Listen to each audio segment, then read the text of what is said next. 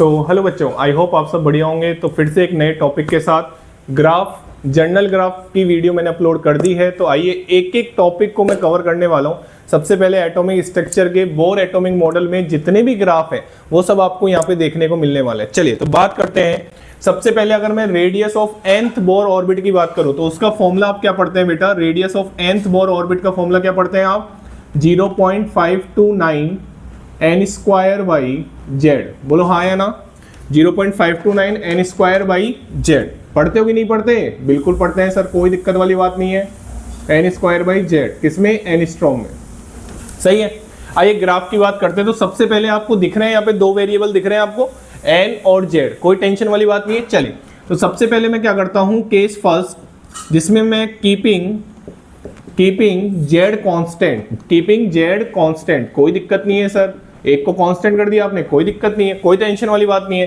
तो आपको ये दिख रहा है सीधा सीधा कि Rn is directly proportional to n square. बोलो हाँ या ना? दिख रहा है साफ साफ। चलिए तो आप यहाँ पे बोल सकते हैं Rn किसके बराबर है? k n स्क्वायर के।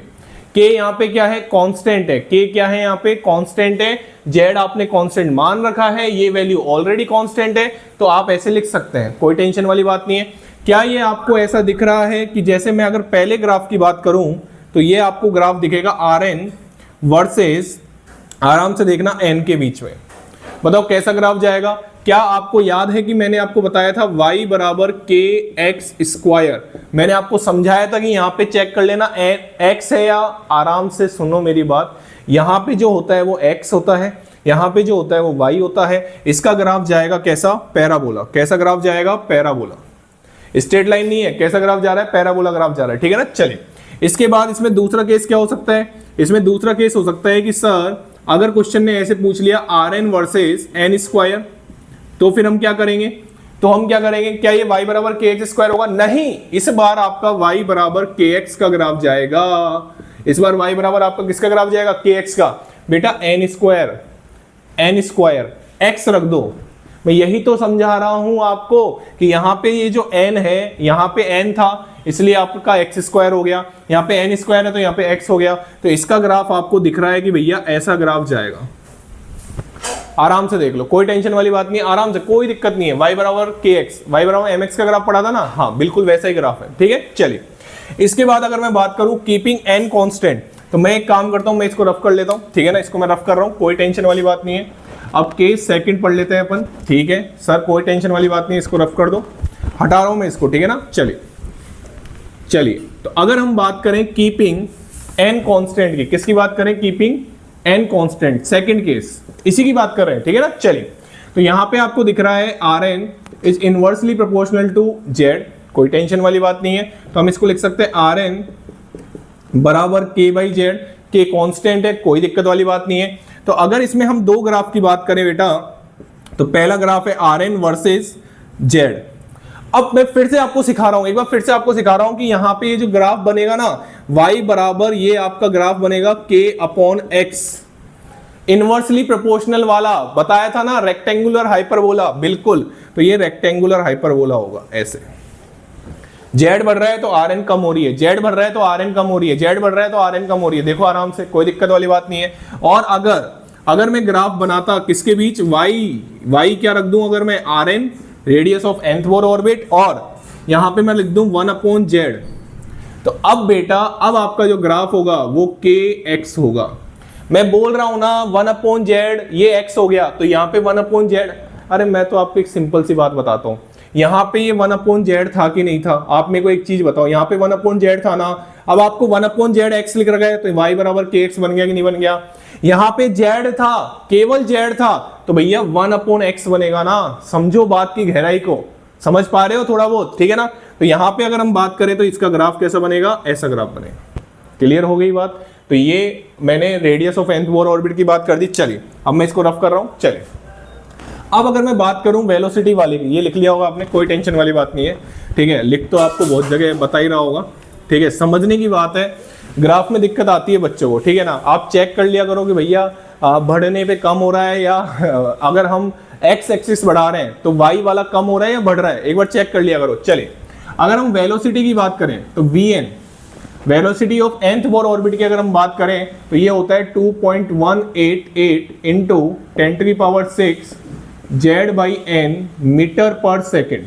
यही पढ़ाया गया होगा आपको, ठीक है। यहां पे आपको सीधा सीधा दिख रहा है कि Vn is directly proportional to z/n।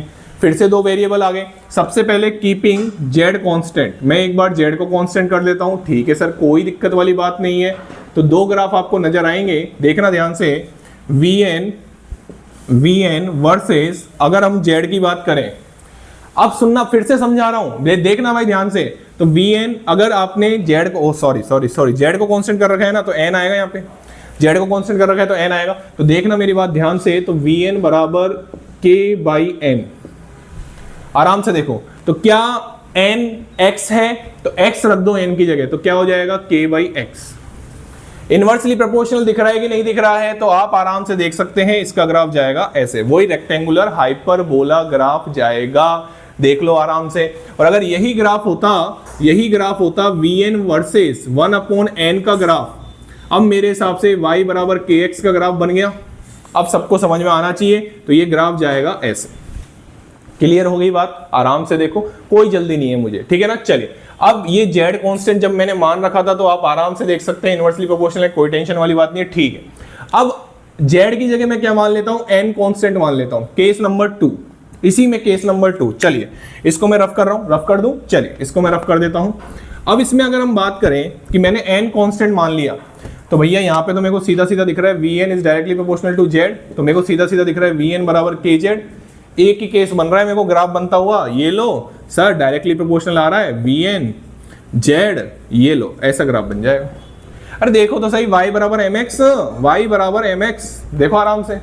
पहले y एक्सिस चेक कर लिया करो, x एक्सिस में बहुत दिक्कत आती है, ध्यान से सुन लेना, कुछ भी आ सकता है यहाँ पे, तो आपको बहुत ध्यान से, ये तो मैं स्टैंडर्ड ग्राफ बता रहा हूँ, जब क्वेश्चन करवाने लगूंगा ना तो आपको समझ में आएगा कि क्वेश्चन किस तरीके से पूछे जाते हैं, ठीक है ना। चलिए, तो ये बात समझ में आ गई। चलिए, अब बढ़ते हैं हम एनर्जी की तरफ। किसकी तरफ बढ़ते हैं? एनर्जी की तरफ। चलिए, तो एनर्जी बराबर क्या होता है बेटा? एनर्जी बराबर क्या होता है? Energy of nth Bohr orbit बराबर क्या होता है? आप सबने पढ़ा होगा, energy of nth Bohr orbit बराबर होता है -13.6 z² / n², किसमें? इलेक्ट्रॉन वोल्ट में।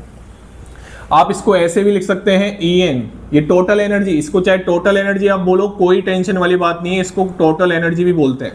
क्लियर हो गई बात? टोटल एनर्जी बराबर क्या होता है, यहां मैं लिख देता हूं टोटल एनर्जी। अगर आपको मैं बताऊं तो ये माइनस ऑफ काइनेटिक एनर्जी होती है, माइनस ऑफ काइनेटिक एनर्जी। इसके भी ग्राफ इंपॉर्टेंट है, जी हाँ, आपको ये पता होना चाहिए, अच्छे से मेरी बात सुन लो। और अगर आप बात करें तो पोटेंशियल एनर्जी से अगर आप इसको रिलेट करें, तो पोटेंशियल एनर्जी का क्या होता है यहाँ पे?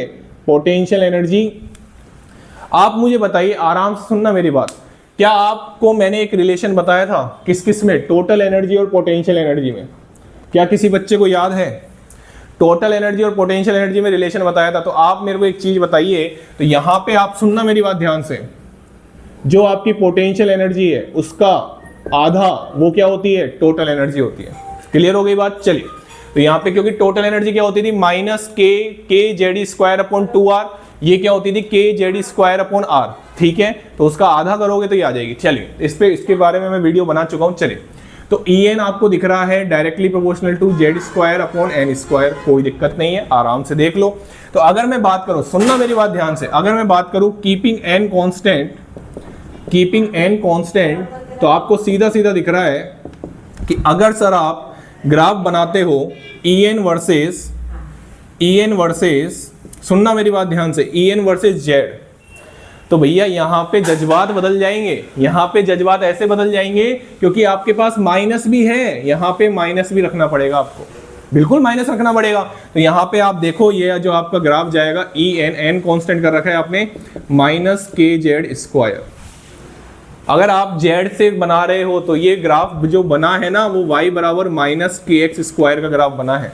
और ये भी मैंने एक्सप्लेन किया था, इसका ग्राफ जाएगा ऐसे, ऐसे ग्राफ जाएगा इसका नीचे की तरफ।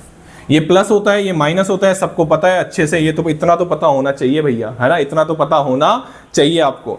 अब आप बोलो कि सर z² आ जाता तो क्या करते? अरे भाई, z में तूने अगर ऐसे बनाया तो अगर आप इसमें ही बना दूं, अगर आप z² की बात करोगे तो यहाँ पे z² में ग्राफ ऐसे आ जाएगा, क्या दिक्कत आ रही है?